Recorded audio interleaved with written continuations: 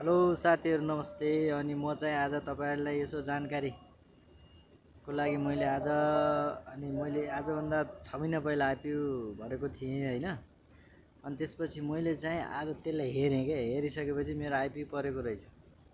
अनि मैले सबैभन्दा पहिला यसरी यो मेरो सेयरमा गएँ अनि मेरो सेयरमा गइसकेपछि अनि मैले चाहिँ त्यसलाई अनि मैले चाहिँ यसरी ओपन गरेँ। ओपन गरिसकेपछि यो हेर्न सक्नुहुन्छ, ट्याक्कै यहाँनिर आइपिओ परेको रहेछ।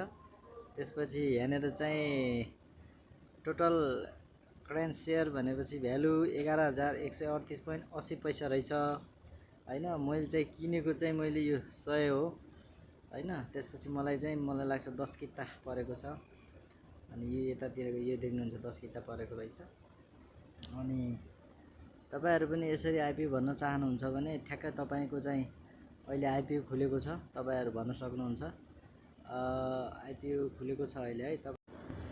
तपाईको यता चाहिँ ठ्याक्क सौर्यकुण्ड हाइड्रो इलेक्ट्रोनिक खुलेको छ आइपिओ, तपाई देख्न सक्नुहुन्छ। यहाँनिर खुलेको छ।